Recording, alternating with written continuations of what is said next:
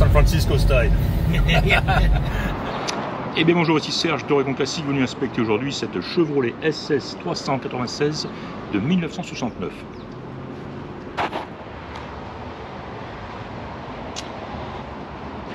Bien, ce ne sera pas une inspection complète, totale, comme je le fais d'habitude, mais disons une prise de contact, on va appeler ça. Je suis venu voir un petit peu, pour satisfaire de la curiosité d'un de mes clients, cette Chevrolet SS de 396, de 69, qui est en vente chez Memory Lane.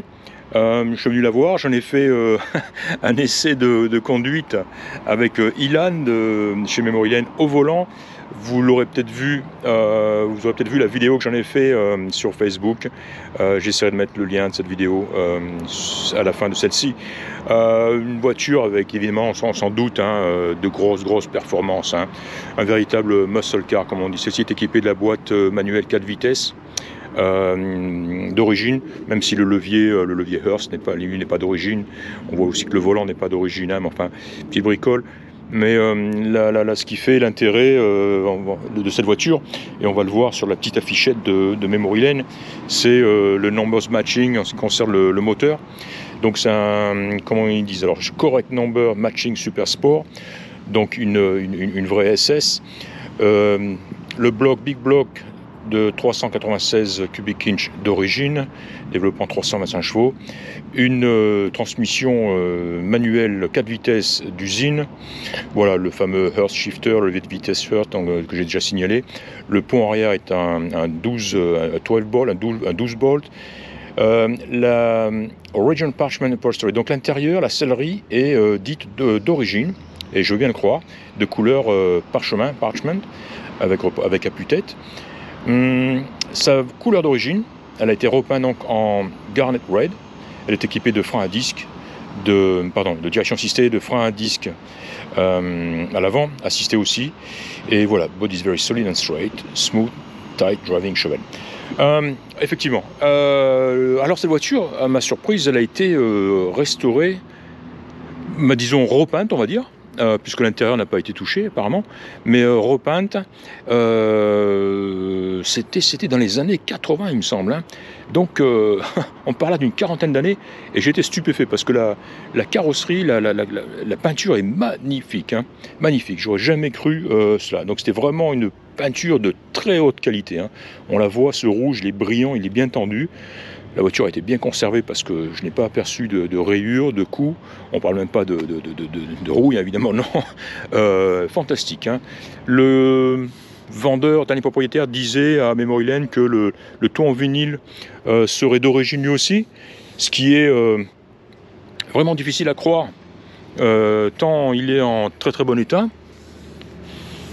Pas de boursouflure en dessous, pas de défaut, pas de cloque. Mais bon, il est en tout cas en très bon état. Pas de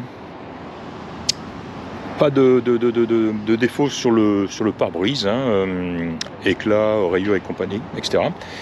Le compartiment moteur est fabuleux, il est en très bon état. Alors ce qui m'a surpris tout de suite, quand j'ai ouvert le capot, encore une fois, on est allé faire cet essai routier avec Ilan, il a, comme on peut le voir, il a tiré sur la bête, et je m'attendais honnêtement, en ouvrant le capot, à recevoir une bouffée de chaleur, comme c'est souvent le cas, et en fait non, pas du tout, pas du tout, il fait, c'est même cool là en dessous. D'ailleurs on voit qu'il est bien isolé, on voit aussi qu'il a un radiateur très large, immense, on voit aussi surtout que c'est en excellente qualité tout ça, et encore une fois, je ne sens même pas de chaleur excessive. Bien sûr, je n'irai pas mettre mes mains sur le moteur, mais il fait pas chaud du tout, quoi. C'est vraiment incroyable. On est revenu environ il y a 15-20 minutes, donc le compartiment moteur, je m'attendais à ce qu'il soit quand même beaucoup plus chaud que ça. Donc une bonne idée. Enfin une bonne idée, une bonne nouvelle on va dire. Voilà. Que dire d'autre encore? Alors, fabuleux, l'état magnifique, ce compartiment moteur. On voit la grosse assistance freinage, même le mètre cylindre est de très gros volume. Évidemment, on voit le big block magnifique. Direction assistée, tout y est, c'est propre, c'est bien fait. Voilà, magnifique. Quoi d'autre? L'intérieur, mais l'intérieur, voilà, qui est lui supposé être d'origine. Là aussi, je veux bien le croire, parce que on n'a pas du tout affaire là à un intérieur de type ou de qualité aftermarket, hein, de fabrication récente, et on y voit des petits défauts ici et là. Je vois une espèce de, on dirait de la colle un petit peu sur la coudoir à l'arrière. Le ciel de toit aussi qui est beau, mais qui ne ressemble pas à un ciel de toit qui vient d'être installé. Non, effectivement, je pense qu'on a affaire là à un très bel intérieur, ou disons un intérieur d'origine en très bon état. Qu'est-ce que j'ai noté en haut j'ai noté ici sur le haut du tableau de bord, hein, il y a un petit peu craqué ici, voilà, 2 points. Sinon le reste est très bien. Qu'est-ce que j'ai noté aussi? Voilà, on voit un petit peu de tiens, sur le montant du pare-brise, hein, la peinture qui a un petit peu sauté. Mais voilà, encore une fois, on sent le d'origine en bon état, qu'on va dire, hein. Même le tableau de bord est pas clinquant neuf, hein, on le voit ici, hein, le noir est un petit peu passé, hein. Les petites bordures chromées sont un petit peu passées aussi, hein, voilà, c'est d'origine, comme on dit. La peinture noire ici qui est partie à force de manipuler les tirettes. Bon, cette autoradio n'est pas d'origine de toute évidence.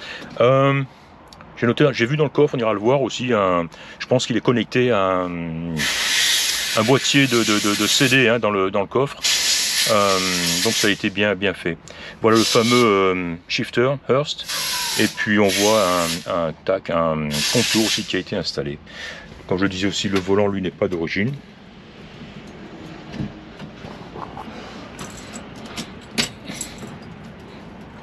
Et apparemment, on n'a pas de klaxon sur cette voiture-là non plus. C'est le problème, hein, on veut toujours changer les volants. Alors on leur met des petits volants comme ça, tout fin, tout beau. Et souvent, ben, voilà. Il était locked, verrouillé. Ok. Qu'est-ce que je suis fort quand même, je répare le klaxon. Voilà.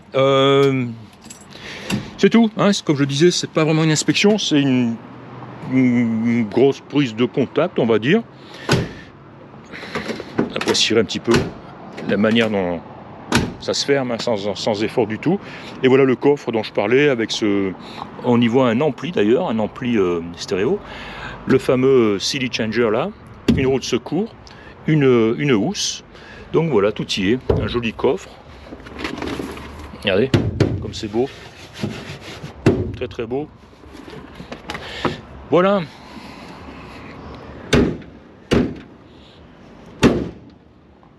Oh, les chromes sont rutilants, je suis stupéfait encore une fois, hein. Si cette voiture a été, je ne sais pas s'ils sont d'origine ou s'ils ont été remplacés quand ils ont fait la peinture dans les années 80, mais ils sont en parfait état, hein. Magnifique jante évidemment, hein. Magnifique jante, avec des pneus en très bon état. Et là, cette carrosserie, hein, cette peinture qui est nickel.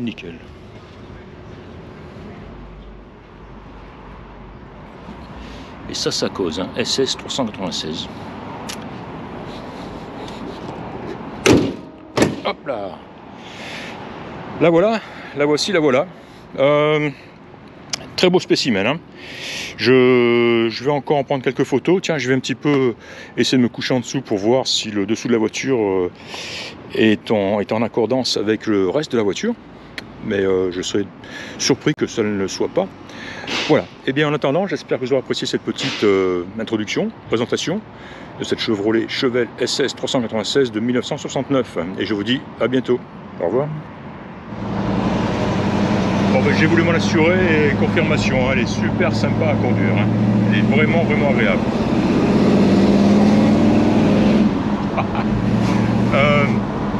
Ouais, la boîte est superbe, l'embrayage impeccable.